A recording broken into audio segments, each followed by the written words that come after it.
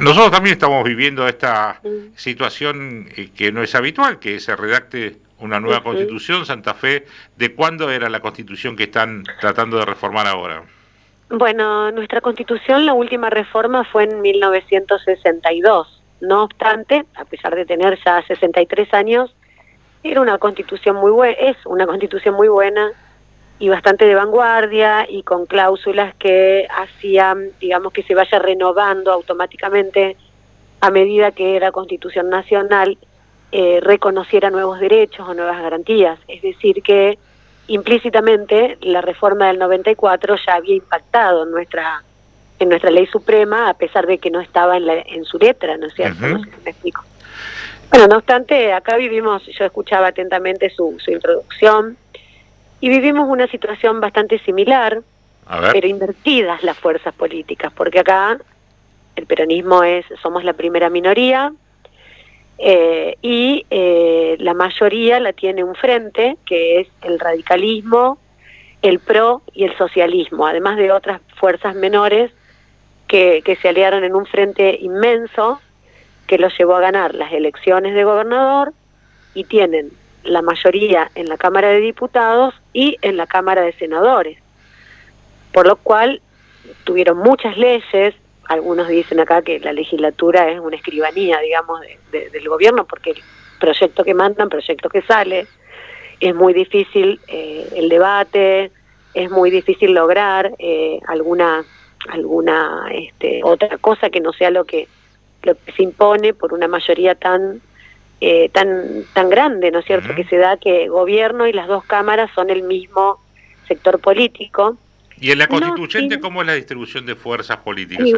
igual. Ujú. Tienen 33, somos 69 en total, hay 33 convencionales de este frente y otro pequeño partido que se presentó, que es el que comandaba la boxeadora, la locomotora Olivera, que lamentablemente falleció, y ellos son tres convencionales, ya está reemplazada Alejandra Olivera, y ellos votan, o ya tienen como un acuerdo con la mayoría, Ujú. con lo cual ya tienen 36 votos, que es la mayoría de quórum y mayoría propia, ¿no es cierto? Ujú. Y en el Así caso que, de ustedes como fuerza, representando el mm, peronismo sí, santafesino, somos, eh, sí. ¿han podido incorporar algún artículo, un concepto, una idea Bueno, en los despachos tanto o de minoría o incluso en aquellos despachos que salieron por unanimidad? bueno, nosotros ahora, la semana pasada, el viernes, perdón, recién cerró el plazo para la entrega de los dictámenes.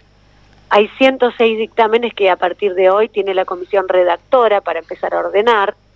Y ahí realmente nos vamos a enterar bien de todo porque por supuesto nos tuvimos que repartir en las distintas comisiones que son Claro. temáticas y cada uno, porque en un tiempo muy corto, esto fue es un trabajo absolutamente intensivo donde los tiempos realmente son cortos, nos quedó corto el tiempo para el debate, yo creo que con más tiempo nos podrían haber escuchado un poco más y hubiésemos logrado más consensos. Yo en lo particular participé, bueno, en la Comisión de Peticiones, Poderes y Reglamento, que es como de organización, y participé en la Comisión de Poder Judicial y otros órganos constitucionales.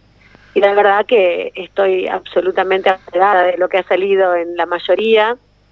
Creo que una semana más o 10 días más de plazo nos hubiesen permitido llegar a mejores acuerdos, porque la mayoría, que es esta coalición de tres fuerzas grandes, pero que son, figúrese, PRO y socialismo, están en las antípodas ideológicamente, ¿no es Ujú. cierto? Y el radicalismo en el medio, con intereses muy claros que tienen que ver con la posibilidad de la reelección del gobernador, que entre paréntesis, te digo, nuestro sector, estamos de acuerdo en dársela porque el peronismo fue proscripto y pensamos que no hay que proscribir a nadie, que tenga la posibilidad de ir a las elecciones ahora, digamos, votamos a favor tanto la reelección como vamos a votar a favor la cláusula transitoria para dársela ahora a la reelección, si quiere la posibilidad de presentarse. Pensamos que después hay que ganar en las urnas, que no es lo mismo. Ujú. Así Claro, que sí, eso, no es digamos, que eso está, para que era Puyaro sea nuevamente gobernador, sino que se presente y la gente justo puede decir. presente, por Ahí cómo supuesto, sí. quedó la cláusula transitoria emitida por mayoría y ustedes acompañaron también, ¿cierto? Claro, lo que pasa es que, sí, se acompañó, lo que pasa es que eso fue en la comisión, todavía no se ha votado en el Pleno, donde estamos todos. ¿Y qué Ahora plantea esa cláusula transitoria en la Constitución de Santa Fe con respecto a las reelecciones? Bueno, con respecto a las reelecciones, con la de gobernador, en este caso ya se considera que el actual es el primer mandato de Puyaro y puede presentarse para las próximas, inmediatamente, no tiene que esperar al 2031 sería, sino que ya en el 27 se puede presentar. En el caso que gane, ya es el segundo mandato y termina la posibilidad en su vida. Y le dan un margen de un mandato como de descanso y después pueden volver a ser candidatos. No, son 2 veces solamente. Dos veces en la vida, sí. Bien. Y con respecto a los legisladores, que no tenía ninguna prohibición, ningún tipo de límite. Era ¿cómo se llama? Indefinida la reelección. Era indefinida, por eso hay legisladores que hace muchos años que están, 20 años, 30 años, el senador que hace un montón que están. Ahora se llegó a un acuerdo de que son 2 periodos de 4 años consecutivos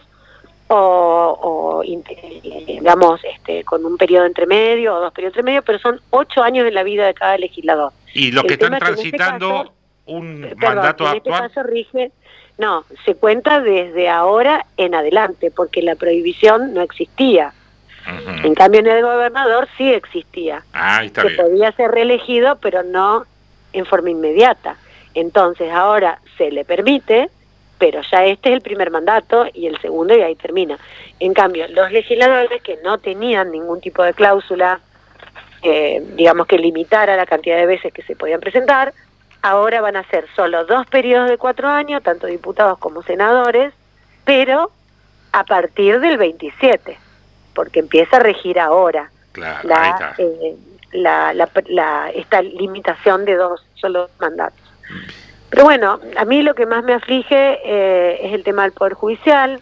Claro, como integrante, fue integrante usted de la Cámara. Claro, porque se han hecho, por supuesto, todavía se tienen que votar en el Pleno, pero obviamente con esas mayorías que le cuento salen. Se han hecho reformas que en el Poder Judicial que bueno, ya hay voces calificadas que hablan de la inconstitucionalidad, porque hay una absoluta, digamos, una absoluta mano o pie del Poder Ejecutivo dentro del Poder Judicial, lo cual rompe la teoría de la división de poderes, que es la característica de la República. Y usted sabe que el artículo 5 de la Constitución Nacional es el que nos da el marco, que es el único marco que tenemos que respetar con respecto a la Constitución Nacional, más allá de las facultades delegadas. Las facultades que las provincias le delegaron a la Nación, perfecto, las ejerce la Nación desde 1853. Nos atañen a nosotros, pero nosotros ya se las delegamos a la Nación. Ahora, en todo lo demás, las provincias que son autónomas, podemos tener el diseño institucional que querramos. El único límite es el que te pone el artículo 5, que es un sistema representativo republicano y federal. Cuando decimos republicano, es la principal característica de la república es la división de poderes. Y dentro de la división de poderes... Entre otros conceptos, obviamente. Entre otros, sí, la publicidad de los actos, la periodicidad de los funcionarios y la responsabilidad de los funcionarios, esos son los 4 pilares de la república, pero la división de poderes es el más importante, digamos, y dentro de esa división de poderes, cada uno de los poderes en el Estado cumple con una función. Son exclusivas, pero no excluyentes, porque hay cosas que se tocan, como el control, el juicio político, etcétera, ¿no es cierto? Y todos van para el mismo lado, que es la organización pacífica de un Estado. Pero la columna vertebral del Estado de Derecho es la independencia del Poder Judicial, porque es la garantía. ¿Y cuál es la injerencia que tendría el Ejecutivo a partir de esta reforma ahí en Santa Fe? Y que ponen un órgano de selección de jueces, fiscales y defensores, y un órgano de remoción en donde la política se lleva la mayor parte. En cuanto a la selección, es un órgano asesor que está dentro del Poder Ejecutivo, que emite una lista que no es vinculante para el gobernador. Ellos la llaman vinculante porque el gobernador tiene que elegir uno de los de la lista, pero si en la lista hay 30, puede elegir el número 30 si quiere. Entonces no es vinculante en cuanto al orden de mérito. Y además, si el gobernador no quiere elegir a ninguno porque no le gusta, no manda a ninguno. Entonces ahí vemos la absoluta preeminencia del Poder Ejecutivo, que con forma discrecional va a elegir uno sin respetar un orden de mérito, o a ninguno si no le cabe ninguno. Entonces eso hace a la verdadera independencia, tanto del Poder Judicial en sí, jueces, como de los fiscales del Ministerio de la Acusación, como de los defensores de la defensa pública. Y en cuanto al órgano de remoción, proponen también un tribunal de enjuiciamiento que no ofrece ningún tipo de garantía de ecuanimidad, por cuanto son solo 7 miembros, de los cuales 4 son legisladores. Un juez o defensor o fiscal, según lo que se trate, y 2 abogados. Entonces, en vez de ampliar las garantías, las reduce a las garantías. Los jueces hoy tienen un mejor juris de enjuiciamiento que el que va a ir a la Constitución. En nuestra propuesta era una propuesta absolutamente democrática, que era un consejo de la magistratura con las 2 funciones, con los estamentos que lo componen ya en la letra de la Constitución y con determinadas mayorías y quórum para poder tomar decisiones tan importantes que realmente hacen. O sea, ellos, la mayoría lo que hace es sacar del Poder Judicial a la Defensa Pública y al Ministerio de la Acusación bajo la justificación de la independencia, los larga fuera, extrapoder, o sea, desorbitados en el mundo institucional, con toda una problemática que va a venir, que tiene que ver. Y ustedes como oposición, como peronismo y con una mirada y una posición política distinta a la mayoría de ahí del arco político santafesino, ¿plantearían una posibilidad de inconstitucionalidad de esa constitución nueva? Bueno, el tema de la inconstitucionalidad, pienso, ¿no? Lo estoy pensando y todavía esto no es algo que lo hayamos debatido en el bloque, porque esto es muy fresco, esto terminó el viernes y la última reunión fue la de Poder Judicial, que la verdad que el bloque de Unidos llegó a última hora, a las 9 de la noche, terminaron de armar el proyecto, tiene creo que 14 cláusulas transitorias, porque esto va a ser, realmente le digo, 2, 3 o más años de bastante caóticos para acomodar todo esto, que además se tocaron cosas que funcionaban perfectamente.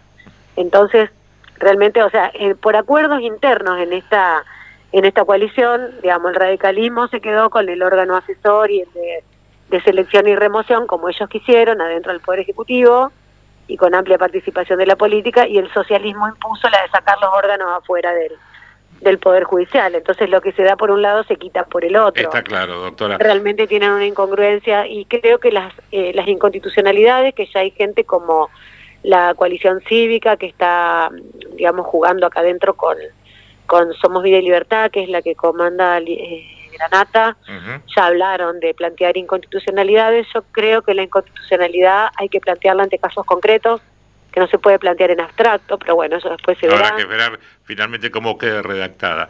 Doctora, vamos a ver, muy amable en atender a Radio 1 de Formosa y contarnos un poco la mirada desde el justicialismo, en este caso, que es minoría ahí en la constituyente santafesina. Ojalá Formosa vea esto también y tengan la posibilidad, porque una buena constitución tiene que partir del consenso. Esto acá ya no, nosotros ya lo estamos viendo, que no lleva nada bueno, y ya estamos pensando que cuando podamos la vamos a volver a cambiar. Acá en Formosa está al revés, el peronismo tiene la mayoría y no busca el consenso, sino impone su mayoría sin posibilidad que la minoría pueda agregar ni un punto, ni una coma, ningún despacho, ni siquiera se imprimen y se dan a conocer los despachos de minoría, con eso le digo todo. Ojalá el resultado sea una constitución buena y justa. Esperemos que así sea, esperemos que las buenas intenciones abunden, pero ojalá. Conociendo el paño local, pero por eso queríamos tener esta mirada y le agradezco estos minutos para Radio 1 de Formosa, doctora Balangione. Muchísimas gracias a ustedes por la llamada. Hasta luego. La doctora Jacqueline Balangione es constituyente en Santa Fe.